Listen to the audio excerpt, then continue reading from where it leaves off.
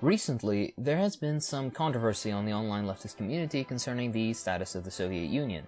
Was it, or was it not, socialist? Here I hope to clear up some misconceptions.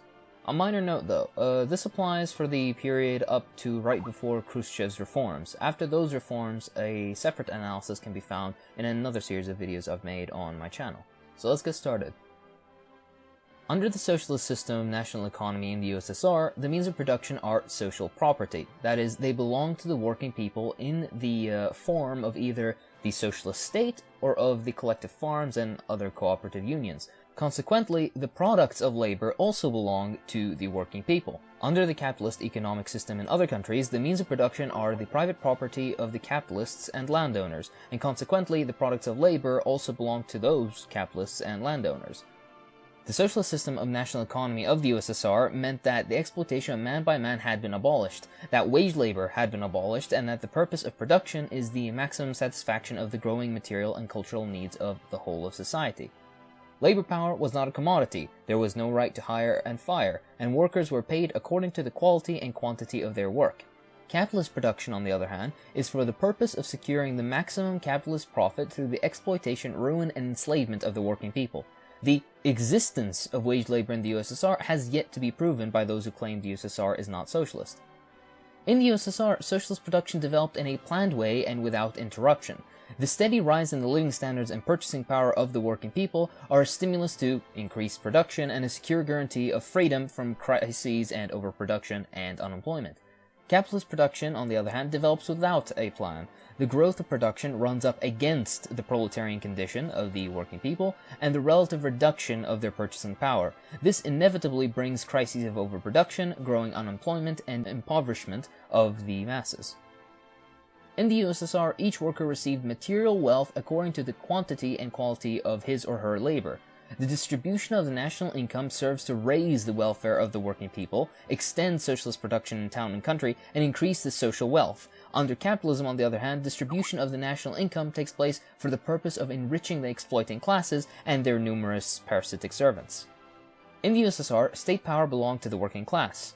Under the capitalist economic system, on the other hand, state power belongs to the capitalists, who use this power to maintain a state of affairs which is satisfactory and advantageous to the propertied classes, while the proletariat and the working masses of the peasantry, in the case of the Soviet Union, are exploited classes, compelled to work for the capitalists and landowners. In the first phase of communism, lower stage communism known as socialism, social or socialist property exists in two forms: state property and cooperative and collective farm property. State socialist property is the property of the whole of the Soviet people, vested in the socialist state of workers and peasants. Cooperatives and collective farm socialist property is the property of individual collective farms and cooperative unions. To the two forms of socialist property, there correspond two forms of socialist economy. Number one is state enterprises, or state enterprise, meaning factories, mills, state farms, the machine and tractor stations, etc. And number two, cooperative, collective economy, collective farms and consumer cooperatives, etc. State socialist property differs fundamentally from state capitalist property. When one enterprise or another, or even a whole branch of the economy, becomes the property of the bourgeois state, its social nature is unaltered. The modern bourgeois state represents the interests of monopoly capital and is an instrument of coercion in its hands, with which it protects the oppression of the working majority by the propertied minority. Accordingly, state capitalist enterprises too are based on the exploitation of the working people and stand opposed to the people as an alien and oppressive force. In socialist society, power is in the hands of the working class, headed by the working class. They own the means of production. The labor power used in socialist enterprises is not a commodity, since the working people who own the means of production cannot sell their labor power to themselves. Accordingly, every possibility of the exploitation of man by man is ruled out in socialist enterprises. By their very nature, socialist relations of production differ fundamentally from the production relations of capitalism and of other social systems based on private ownership of the means of production. Socialist relations of production are characterized by 1. Complete predominance of social ownership of the means of production, existing in two forms, state ownership and cooperative collective farm ownership. Number 2, emancipation of the working people from exploitation and the establishment of cooperation and socialist mutual aid. Number 3, distribution of the products of labor in the interests of the working people according to the principle to each according to his labor. The predominance of social ownership of the means of production gives rise to also a quite different kind of distribution in a socialist society from that existing under capitalism. Because exploiting classes and the exploitation of man by man do not exist in socialist society, there is no division of labor into necessary and surplus labor, and equally no division of the product into necessary and surplus product. Socialist relations of production give rise to an objective necessity for a quite different division of labor and its product from that obtained under capitalism. Under socialism, the means of production are socially owned, and production itself is for the satisfaction of the needs of society as a whole and of each of its members. Consequently, the labor of the producers is divided into the following two parts: work for oneself and work for society. Accordingly, the product of labor also, excluding the part used to replace expended means of production, is divided into two parts: the product for oneself and the product for society. Work for oneself provides the product which is distributed between the producers in accordance with the quantity and quality of their work, and covers the personal needs of the worker and his or her family. Work for society provides the product which is used for social needs: expansion of production, development of education, health services, provision for defense, etc. In socialist society, where the working people are themselves in power, work for society is as necessary to them as is work for oneself. The product for society, which is used to expand socialist production, augments the material prerequisites of a further improvement in the welfare of the working people. The product for society, which is expended on education, health services, social welfare, and other material requirements of the whole people, also serves to satisfy the needs of the working people in the same way as the product for oneself does. Social ownership of the means of production and of the products of labor, together with the distribution of products in the interests of the working people, account for the decisive superiority of the socialist over the capitalist economic system. All the advantages of large-scale social production, which ensures an enormous growth in the productive capacity of labor, are given to society as a whole and to the working masses, and not, as under capitalism, to the exploiters. The predominance of social ownership of the means of production means that socialist production is freed from contradiction inherent in capitalism between the social character of production and the private capitalist form of appropriating its fruits. In socialist society, socialist property in the means of production is in conformity with the social character of production. Accordingly, the relations of production in socialist society fully correspond to the productive forces. Since commodity production continues to exist under socialism, the law of value and the categories associated with it operate in socialist economy. Let's keep in mind that Marx did say socialism will be stamped with the birthmarks of capitalism, that being commodity production and the law of value. The new economic conditions created by the victory of socialism, on the other hand, alter the character of the commodity production and commodity circulation, restricting their sphere of operation. In socialist economy, commodity production and commodity circulation exist without capitalists and serve the socialist economy. The sphere of operation of the law of value is strictly limited. Commodity production is made necessary in socialist society by the existence of two basic forms of socialist production: state and collective farm. In state enterprises, both means of production and output are public property. In collective farms, the means of production, such as drought and productive livestock, agricultural implements, farm buildings, seeds, etc., and the output produced are group or cooperative collective farm property. The basic and decisive means of production in agriculture, land, and the machine and tractor stations are state property. Since the output of state enterprises belongs to the socialist state, and collective farm output belongs to the collective farms, exchange of goods through purchase and sale is the necessary form of economic connection between industry and agriculture. Here, as in all purchases and sales, the seller loses his right of ownership to the commodity, and the purchaser becomes its owner. Lenin pointed out that the economic essence of socialism is exchange of the products of large-scale socialized industry for peasant products, and that commodity exchange is a check on the correctness of the relationship between industry and agriculture, the working class and peasantry. Lenin's statements remain true for the whole first phase of communism. The Soviet state acquired food for the urban population and raw material for industry, mainly from collective farms and their members through regular commodity exchange, through compulsory purchase at fixed price and voluntary purchase by contract at higher prices.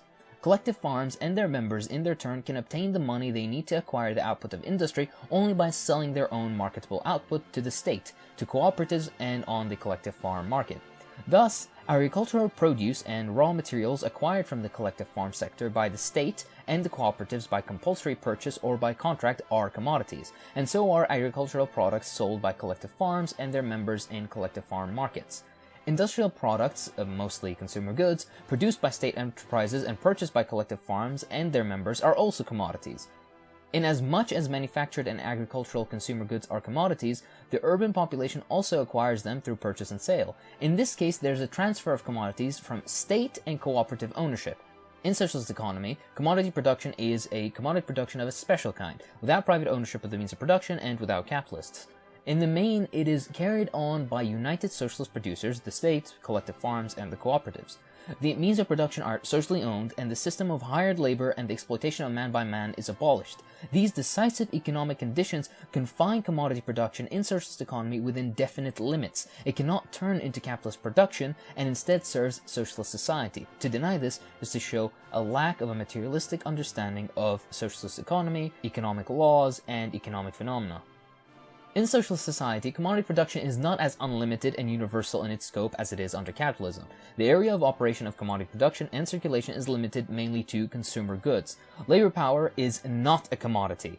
The land and natural resources are state property. It cannot be bought or sold. State enterprises also cannot be bought and sold, and may be transferred from one state organization to another only by special permission. This includes works and factories and mines, arid power stations and their fixed productive stocks, machinery, building installation, etc.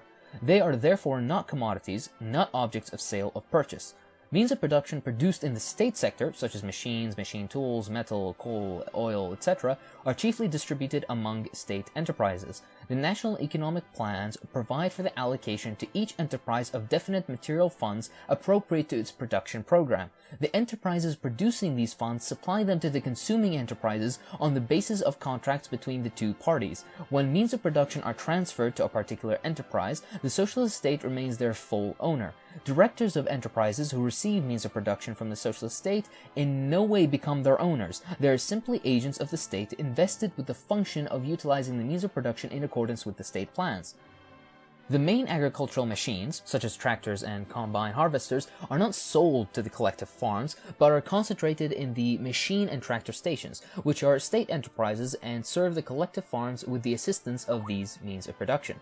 The means of production bought by the industrial cooperative collective farms and collective farmers are motor vehicles, equipment for social farming of the collective farm, cement, iron bricks, timber for building, the simplest agricultural machines and tools, and these are all commodities.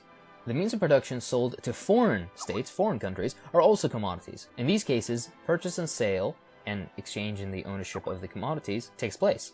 Thus, the means of production manufactured by state enterprises and distributed within the state sector are essentially not commodities. This video has been going on long enough as is, so I'm just going to conclude by saying, of course, commodity production remained under socialism. How else are you going to maintain the connection between the state sector and collective farms? Via forceful appropriation?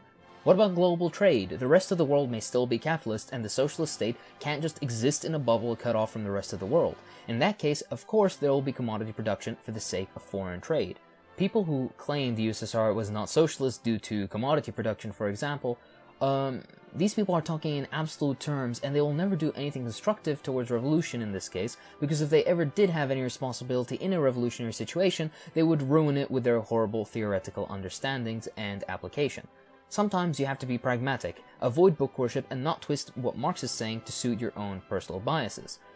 To conclude completely, I'm just gonna pose a few questions. Was there a reserve army of labor in the USSR? No, there was not. Was there the right to hire and fire? No, there was not. Was there wage labor? No, there was not. If you think there was, you need to prove that. Was there exploitation? No, there wasn't. Was the law of value the regulator of production? It did exist, but was it the regulator of production like under capitalism? No, the National Economic Plan was the regulator of production under socialism and in the USSR. To deny the fact that commodity production takes on a different form under socialist conditions than capitalist conditions is to show that you lack a materialistic understanding of economic situations, economic laws, and economic phenomena. Was there any private property? No. Was there a market? No, outside of collective farm markets, which were incredibly tiny and restricted. I mean, on the larger scale, was there a market in the Soviet Union? No. Were there boom and bust cycles that are inherent to capitalism? No. Were there capitalists? No. The state was the only capitalist isn't an argument. Socialism isn't some on-off switch, nor is it based on your personal feelings towards a state. The nature of a socialist state can be critically examined in order to reach an unbiased conclusion. Sadly, many have not reflected and analyzed these facts, instead choosing to appeal to abstract utopian notions of what they feel socialism to be.